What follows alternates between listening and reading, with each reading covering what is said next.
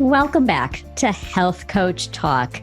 Today, I am so excited because not only am I talking with a friend, Cynthia Thurlow, but she is a brilliant practitioner. She is a nurse practitioner, and she has an incredible book, which I read when it was released. It is Intermittent Fasting Transformation. It's a 45-day program that is very well outlined, that is going to be helping you to reach your goals, whether that's losing weight, balancing your hormones, or slowing the aging process.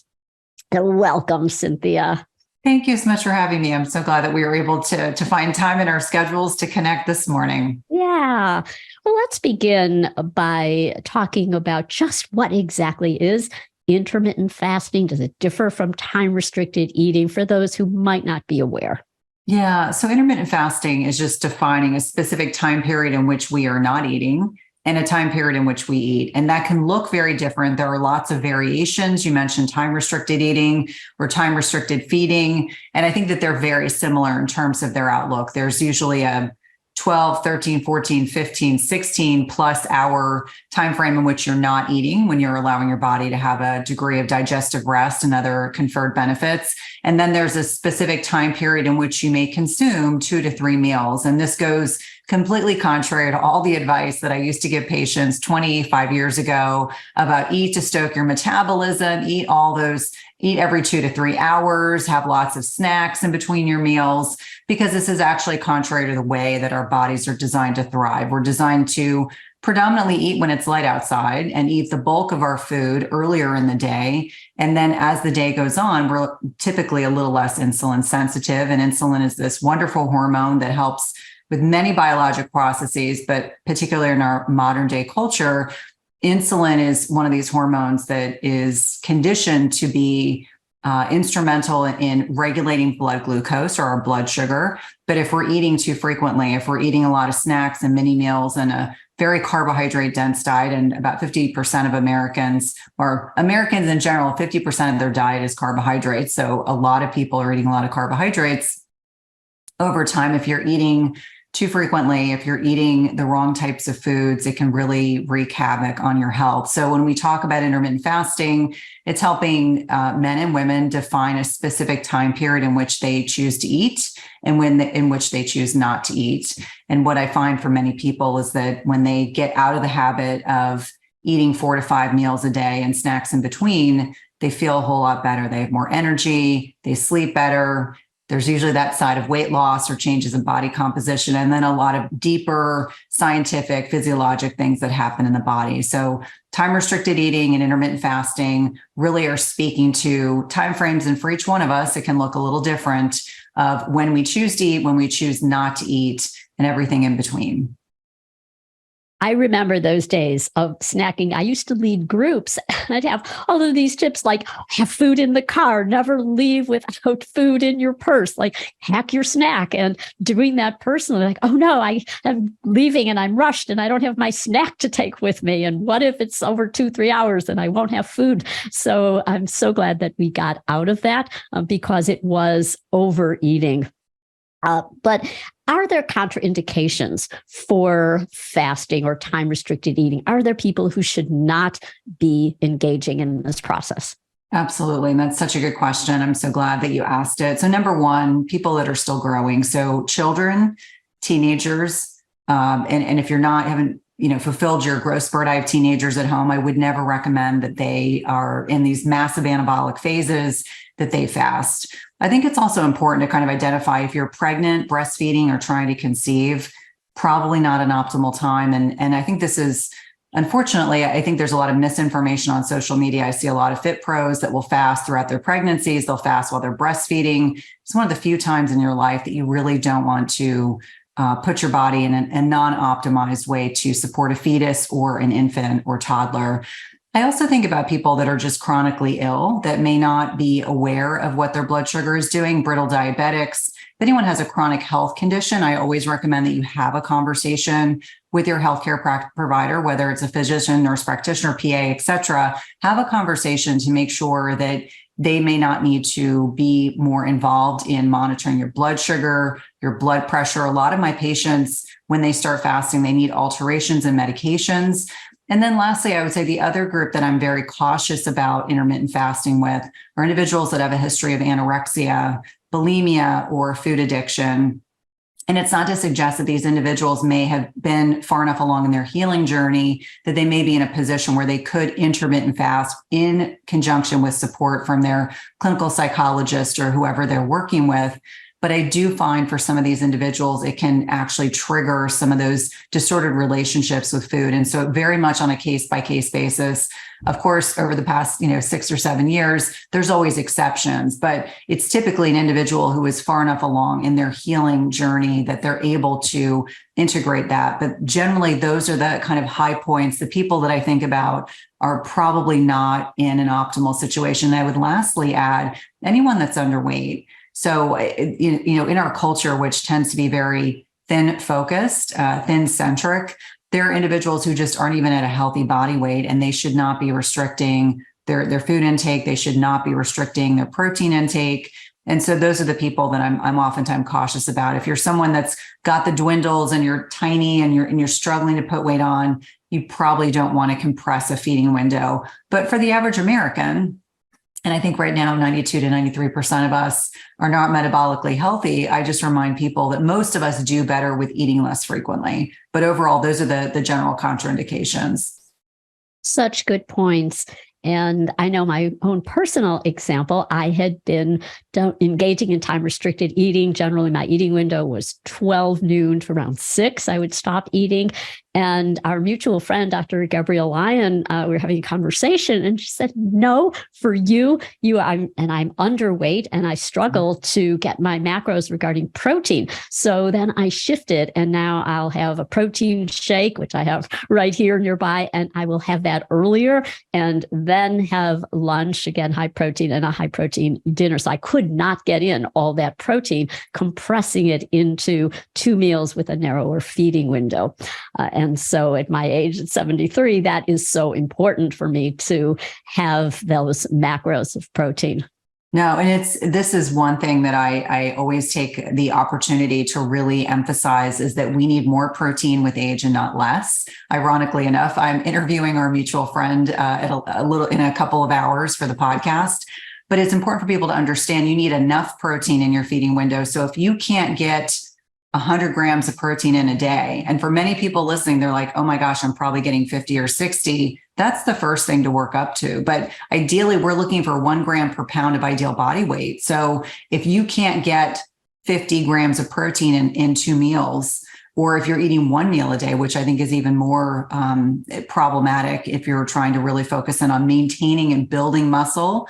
The impact of sarcopenia starts in our 30s. It's not something that just impacts middle-aged people in their 50s and 60s and 70s. It's a process that starts at a much younger age. So your point about ensuring you're getting enough protein in, and we want at least 30 grams of protein with each meal. That's important for actually triggering something called muscle protein synthesis. And I won't go down that rabbit hole, but it's important for people to understand we want to build and maintain muscle. Muscle is so important for insulin sensitivity. Remember, I talked about insulin earlier. And so when men or women are talking to me, I would say I'm a huge fan of intermittent fasting, but I'm not a fan of people having a very compressed feeding window where they can't get those macros in, protein being the most important. And it's not about, the aesthetics piece, although having muscle is important. It makes us, feel more confident, look better in clothing. It really is this organ of longevity. And so I think that you bring up such an excellent point that if you can't get the protein in a 6-hour feeding window, then it needs to be an 8-hour feeding window. If you can't get it in 8 hours, then it needs to be 9 or 10 hours. And actually, Sachin Panda, who's the 4-mount expert about chronobiology and time-restricted feeding, he talks about 8 to 9 hours. He thinks is the optimal feeding window for most individuals. And so I would echo those comments and say that I think for each one of us, it's a degree of experimentation. Do I get it right every single day? Absolutely not. Do I try to make up for it on days if I've been traveling or we just got back from a trip? And I was saying to my husband, it's amazing how I'm so focused on protein that when I don't get enough of it in a meal, I can definitely tell. I mean, I'm not as satiated. I definitely can feel that difference. So yeah, protein centric is really the way to go to be able to, support our health properly. Speaking of support, health coaches can play a big role in supporting people to initiate fasting or time restricted eating, and also, I think, to play an important role in pulling back, to not be so rigid. I see all the time people starting a plan, and it is often they get to the point where they are so strict that is hampering their relationships, which is also contributing to poor health. So how would you talk to somebody, for example, who is got a good eating pattern? Let's say they are wanting to stop eating at 6 p.m. after dinner, but now they have a social event, and the event may not start until 7. Dinner may not be served till 8. They might not be finished eating until 10. I've been to weddings where it's 10 o'clock and they're serving dinner.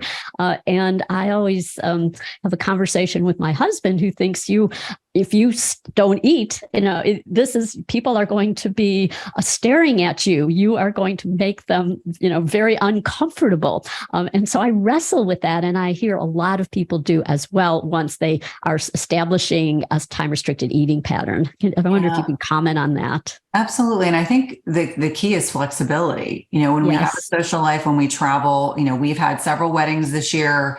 And to your point, the weddings, they're late in the afternoon to start. Meals aren't served until 8 or 9 o'clock at night. And I always say to my husband, I will eat the protein. I will, focus on what's important for me, vegetables and protein.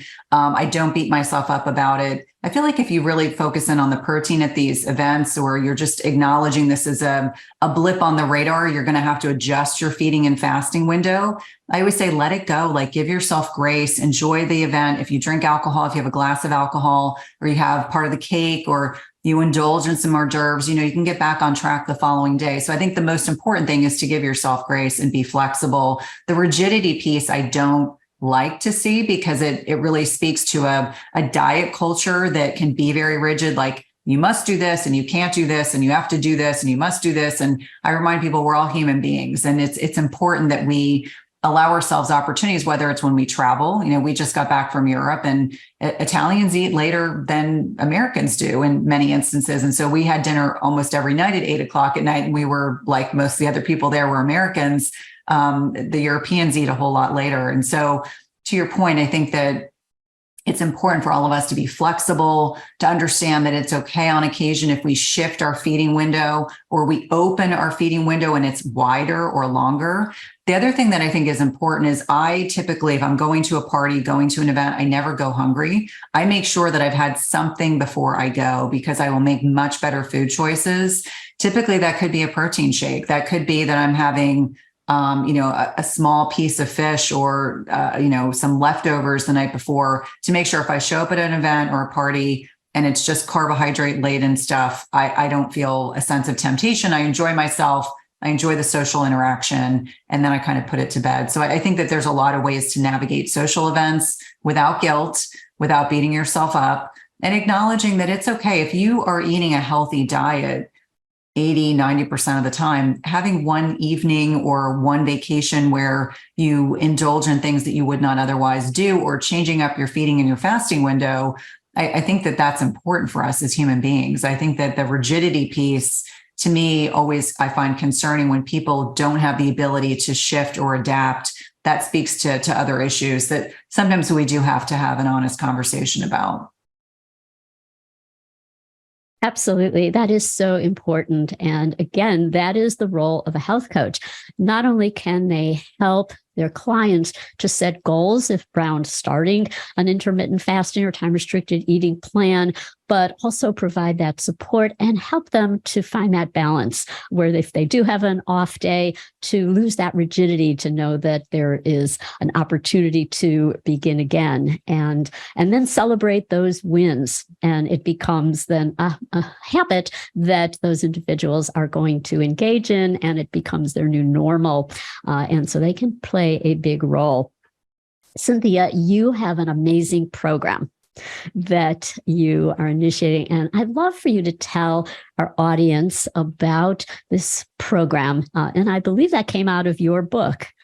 It did. So 4 years ago, when my second TEDx talk went viral, this is the program that came out of suddenly there was a lot of tension. People wanted me to coach them through the process of intermittent fasting. And so IF 45 or Intermittent Fasting 45 is a 45-day program that I have honed in and perfected over the past 4 years that really helps individuals understand how to properly fast. And even if you've been fasting, there are so many tips and things like the protein piece. I mean, for people that blows their minds. They're under eating protein and they're wondering why they're struggling with trying to have a fasting regimen, helping women understand when to fast in their menstrual cycle, how to kind of lean into the lifestyle piece, the sleep, the stress management, the right types of exercise. So it's a 45-day program.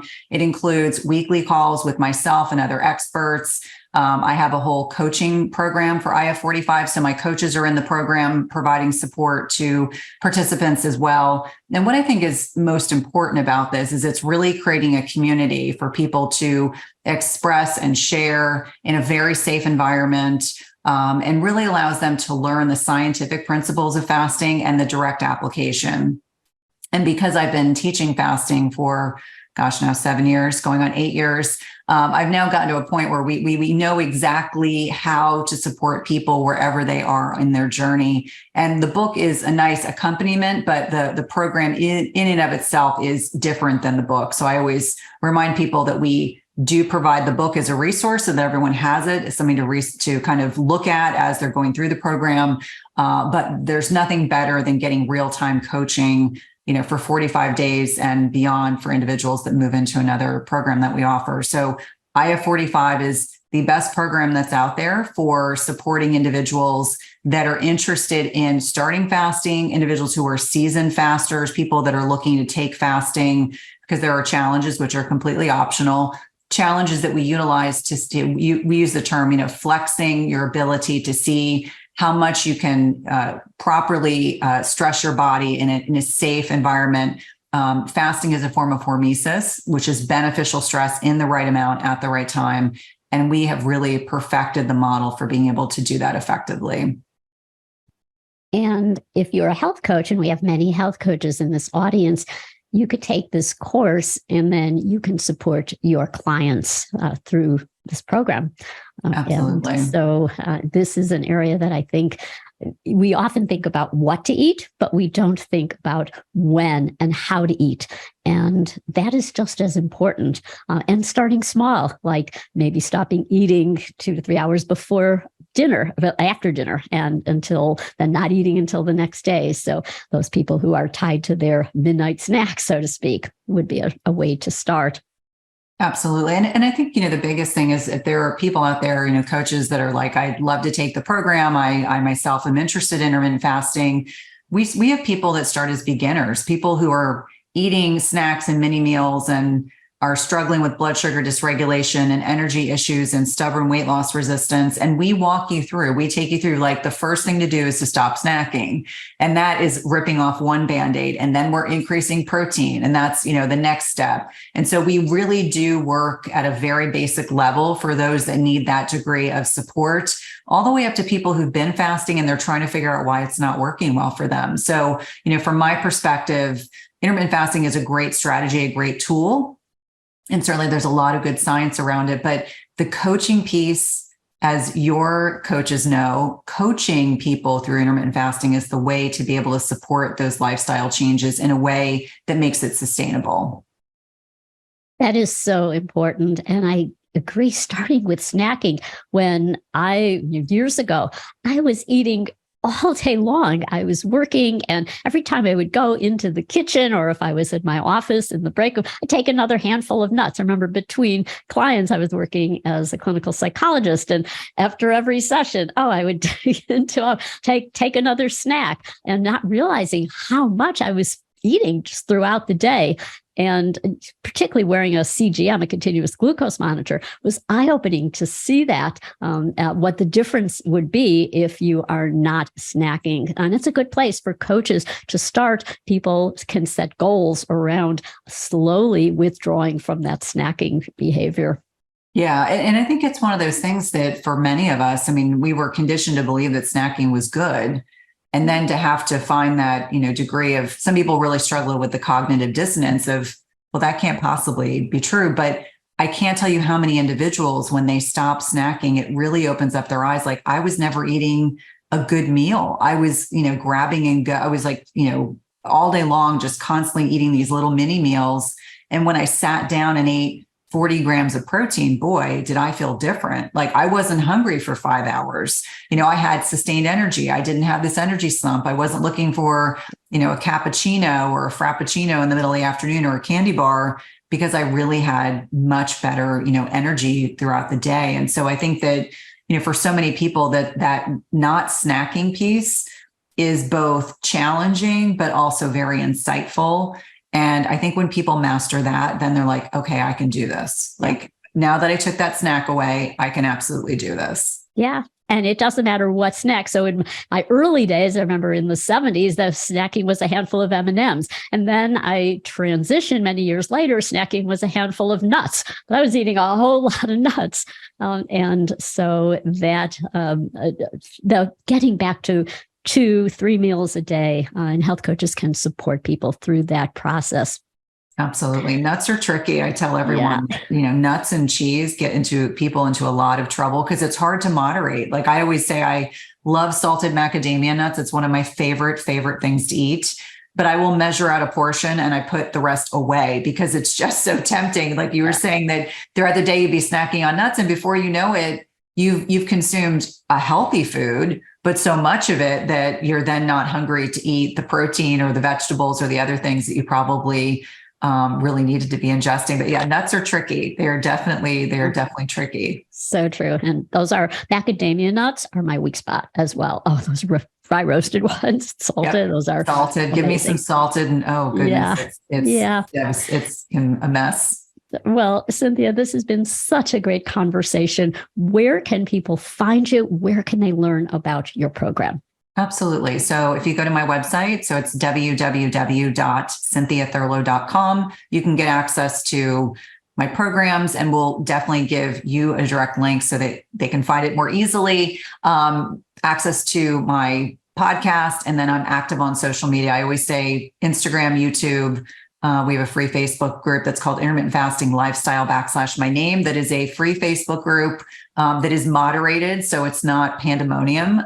We do actually moderate so that we make sure the right individuals who are supportive and have positive energy are there to support one another.